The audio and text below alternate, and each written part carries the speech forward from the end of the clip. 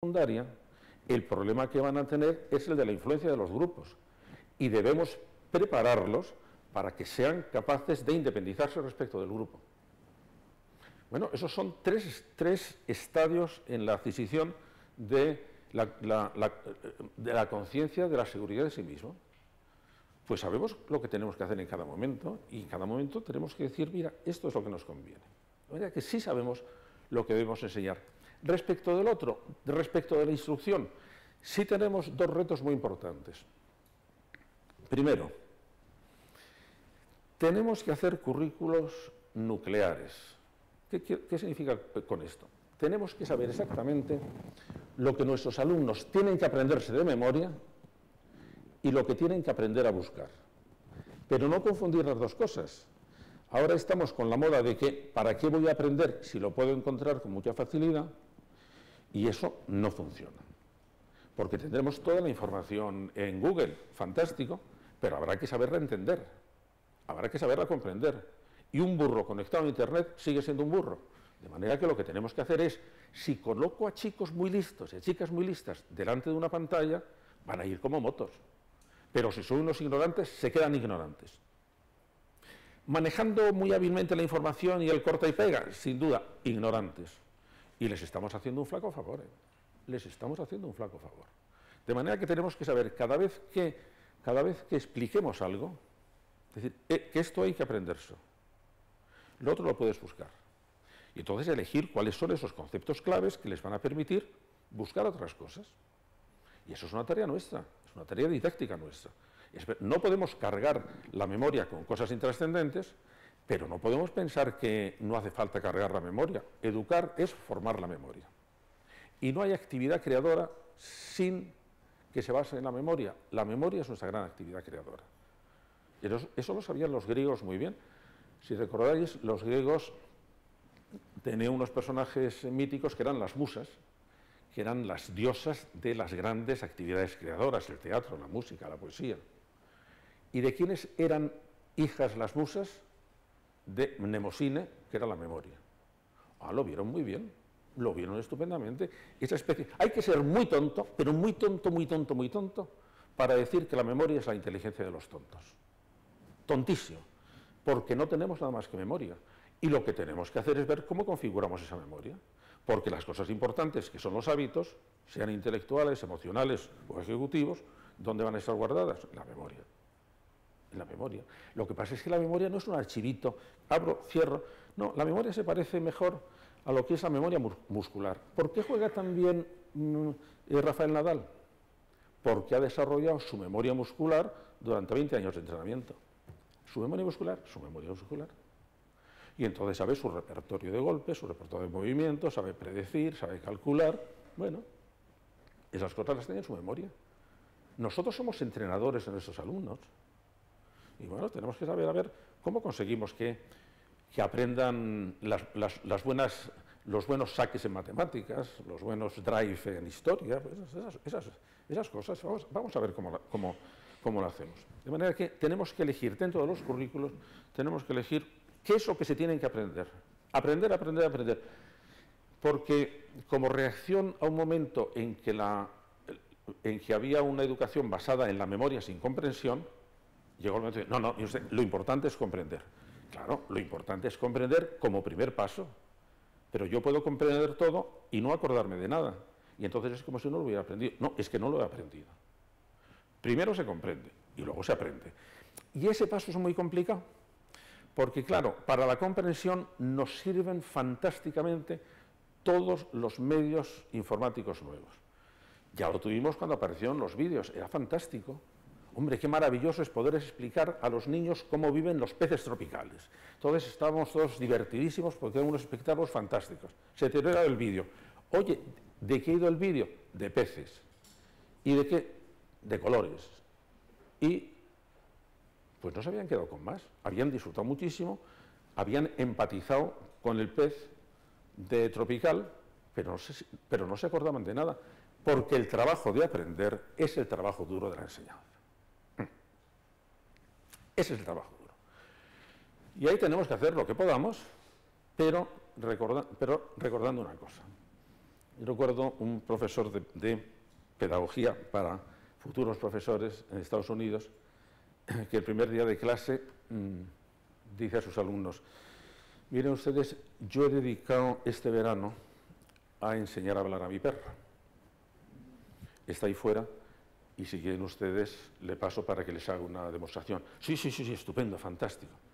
Sale, entra el perro se tumba delante del estrado, pasan 5 minutos, el perro no dice nada, pasan 10 minutos, el perro sigue sin decir nada y ya se levanta un alumno y le pregunta: oiga, señor profesor, su perro no habla. Muy bien, pero fíjense que yo les he dicho que había enseñado a hablar a mi perro, no que mi perro hubiera aprendido. Bueno, nuestra tarea no es enseñar. Eso lo hace cualquiera, un ordenador, lo que sea. Nuestra tarea es conseguir que aprendan. Y esto es más interesante, y esto es más difícil. Pero tenemos que hacerlo. Y tenemos además que hacer que aprovechen bien el tiempo, porque el tiempo de educación es un tiempo muy escaso.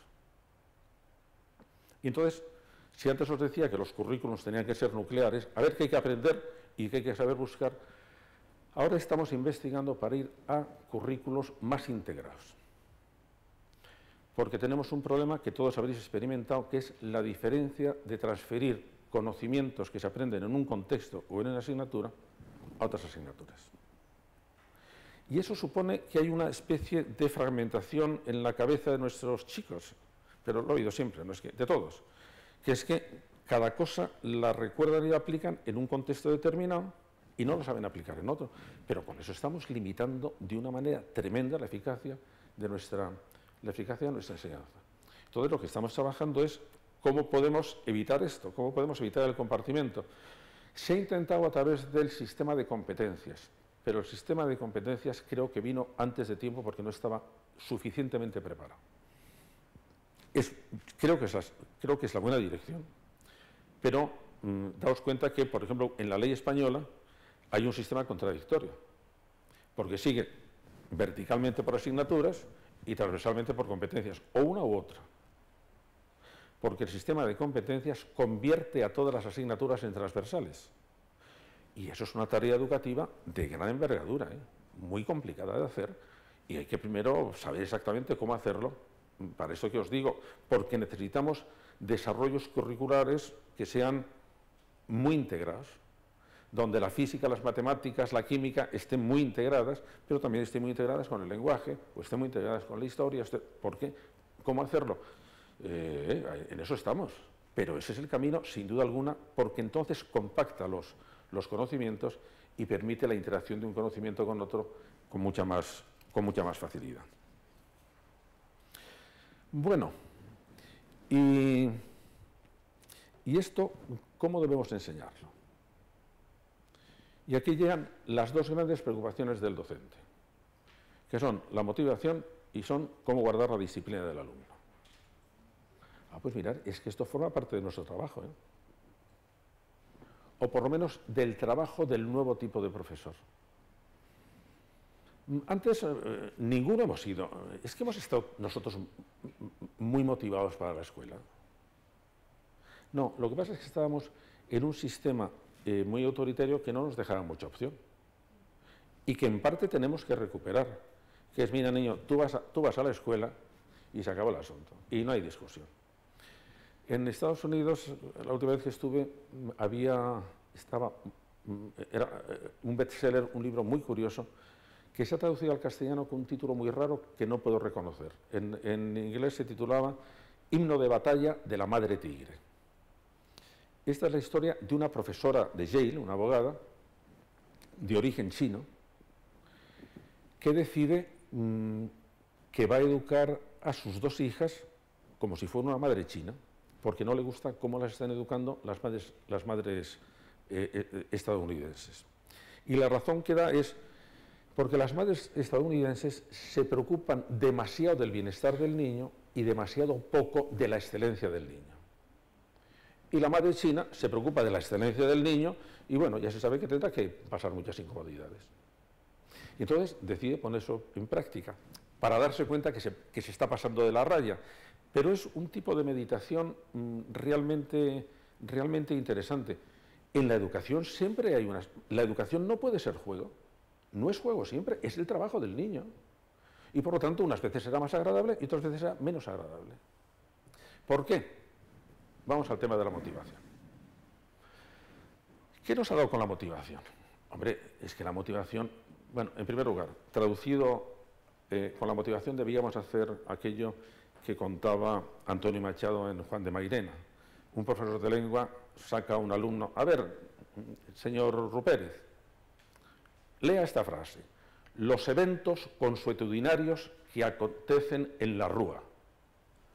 Póngala en lenguaje poético. Y Rupérez dice, lo que pasa en la calle. Tiene usted razón, eso es lenguaje poético. Lo otro es una cursilada. Cuando estamos hablando de motivación, el lenguaje poético significa tener ganas de hacer algo. Eso es lo que significa. Claro, lo que nosotros queremos es que el niño tenga ganas de hacer algo que no le interesa, que nos interesa a nosotros. ¿Por qué? O porque nos interesa, porque nos gustan las matemáticas, o porque nos parecen que es útil. Pero aquí hay dos sistemas de intereses opuestos. Es decir, por más que queramos, no podemos decir que al niño le interesen cosas que no le interesen.